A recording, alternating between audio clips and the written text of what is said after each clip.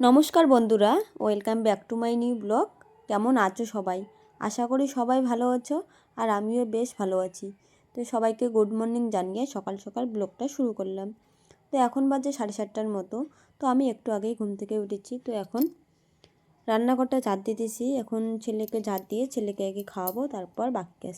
তো কালকে তো ছিল একাদশী, কালকে আমার শাশুড়ি মায়ের ব্রত ছিল। তো আজকে মা কিন্তু সকাল সকাল চান ধান করে পুজোটা করতেছে। তো ওই দিক দিয়ে কাজটা বেঁচে গেলাম, পুজোটা আজকে করতে হবে না, মায়ে করতেছে। তো আমি সকাল সকাল ঘরগুলো ঝাড় দিয়ে বাসন মাজতে যাব, বাসন মেজে এসে চান ধান করে তারপর রান্না করব। তো দেখে কিন্তু ছেলেকে খাওয়াই দিলাম, আর এখন চলে আসলাম আমার ঘরে বিছানাটা ঠিক করব। তো কালকে কিন্তু আমি এই বিছানাটা শুকিয়েছিলাম, আর বেডশিটটাও চেঞ্জ করেছিলাম। কয়েকদিন থেকে বেডশিটটা চেঞ্জ করা হচ্ছে না, তো কালকে চেঞ্জ করেছিলাম। তো আর আমার এই বেডশিটটা কিন্তু আমার একটা ভীষণ পছন্দের বেডশিট। মানে বেডশিটটা, বিছানার মধ্যে যদি বেডশিট ভালো থাকে, বিছানার একটা সুন্দরই কিন্তু আলাদা হয়। তো নতুন বেডশিট পারলে আর কি, মানে নতুন নয়, এটা কয়েক মাস হলো, মানে একটা চেঞ্জ করি, আবার একটা বিছানায় দেই, আবার একটা চেঞ্জ করি, এরকম করেই হয়। আর কয়েকদিন থেকে কিন্তু আমার বিছানায় যেটা ঝাড়ুটা নেই, শেষ হয়েছে। মানে আমার ছেলে একটা দুটো করে খাটে প্রত্যেক দিন বের করতে করতে বিছানায় যারা মানে ঝাড়ুটাই আর কি শেষ করে দিয়েছে। তো কয়েকদিন থেকে ঝাড়ু একটা নিতে চাইতেছি, যে আমার জেঠি শ্বশুরের বাড়িতে ঝাড়ু আছে, তো ওখান থেকেই বমাকে বলছি যে একটা দিবা। তো তো দিতে চাইছে, তো আনা হচ্ছে না, বমাও নিয়ে আসছে না। তো তারপর দেখো গামছা দিয়ে আমি কিন্তু বিছানাটা পরিষ্কার করে নিলাম। আর বিছানা যদি এবার আমি ঝাড়ু দিয়ে না ঝাড়ি, মানে টান টান হয় না আর কি, সেরকম একটা। তো ঝাড়ুতে ঝাড়তে তো অভ্যাস, ঝাড়ুর খাটি দিয়ে। তো দেখো তারপর কিন্তু ছেলেকে খাওয়াবো। এখানে দুধ গরম করতেছি, ওকে সুজি বানিয়ে দেবো। তো তারপর ওকে কিন্তু খাওয়াই দাওয়াই তো আমি কিন্তু সোজা চান করতে গেছিলাম। চান ধান করে এসে আমি ফ্রেশ হয়ে নিলাম, মুখে ক্রিম ট্রিম মাখলাম। কারণ এখন তো শীতের দিন, মুখে যদি চান করার পর মুখে গায়ে হাতে যদি কিছু দাও না, মানে আর মানে ভালো লাগে না আর কি, স্কিনটা কীরকম একটা হয়ে যায়, শুষ্ক শুষ্ক হয়ে যায়। তো তারপর এদিকে কিন্তু আমি রান্না বসাই দিলাম। তো আজকে কিন্তু সকাল সকাল বাজার নিয়ে এসেছে। বাজার হলো আজকে আমাদের বাড়িতে লাল শাক নিয়ে আসছে, মাছ নিয়ে আসছে। তো লাল শাকগুলো দেখো কত সুন্দর, একদম কিন্তু ফ্রেশ টাটকা টাটকা লাল শাক। লাল শাক খেতে কিন্তু আমার ভীষণ ভালো লাগে। আর এদিকে মাছ ভাজাগুলো বসাই দিলাম, মাছ ভাজা বসাই দিয়ে তো এদিকে আমি কিন্তু শাকগুলো বেচতে নিলাম। অর্ধেক শাকটা আমি বেচেছি, আর অর্ধেক শাকটা মায়ে বেছে দিয়েছিলো। তারপর মা এদিকে কাটতেছে কিন্তু গাপ্তারা কালকে মা নিয়ে আসছে। আর এদিকে কিন্তু আমি মাছের ঝোলের মশলাটা বেটে নিলাম, আলু দিয়ে মাছের ঝাল করব, আর গাপ্তারা ভাজবো, আর হলো লাল শাক তো দেখলেই, লাল শাকটা রান্না করব। তো আমার কিন্তু এরকম সবজি খেতে আর কি ভালো লাগে, মানে বেশি না আর কি, দুটো তিনটে চারটা এরকম থাকলে আর কি ভালো লাগে।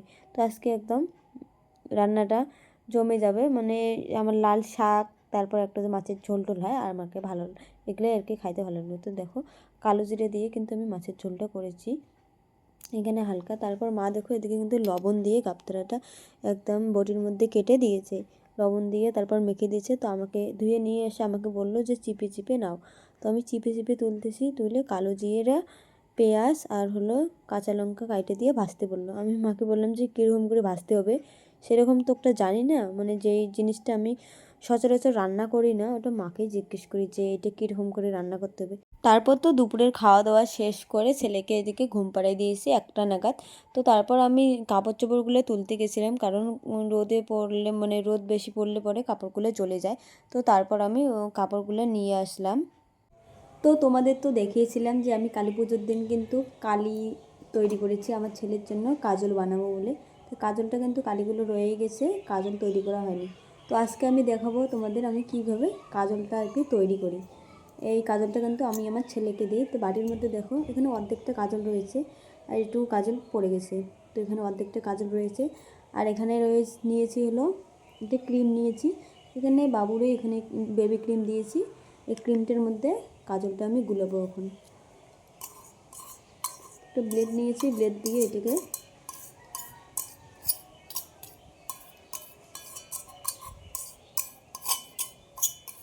দেখো কতখানি কাজল হয়েছে।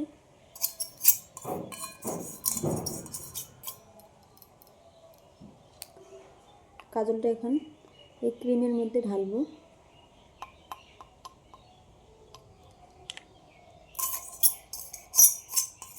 এখানে কালি আর কি অনেকগুলোই ছিল, তো অনেক দিন হয়ে গেছে কবে কালী পুজো হয়েছে, তো বানাবো বানাবো করে আর বানানো হয়েছে। বাবুর আগের কাজল ছিল, সেই জন্য দেরি করছিলাম যে কয়েকদিন পরেই বানাবো। তো আজকে ভাবলাম বানিয়ে নেই, কাজলগুলো ওকে উড়ে উড়ে যাইতেছে, হাওয়া টাওয়া পারলে পরে উড়ে যায়। অনেকখানি কিন্তু ছিল কাজল।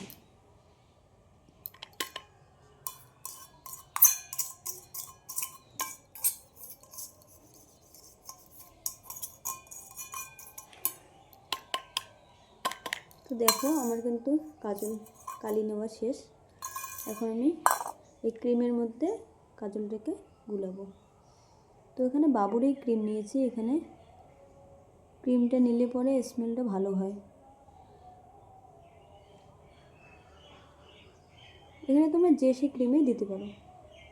আমি গতবার দিয়েছিলাম নিভিয়া ক্রিম, এখন বাবুর একটি ক্রিম ছিল বেবি ক্রিম, ওই ক্রিমটাই দিয়ে দিয়েছি।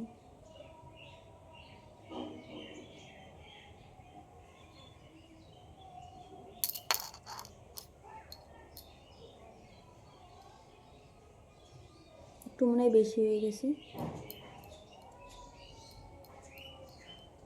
এরকম করতেই হবে।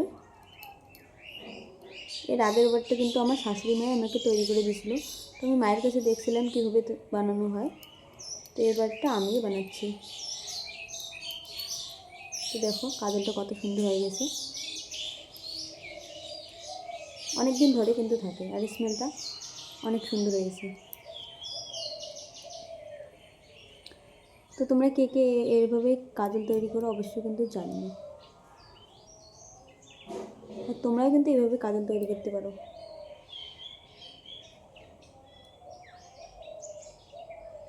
নাড়তেই হবে।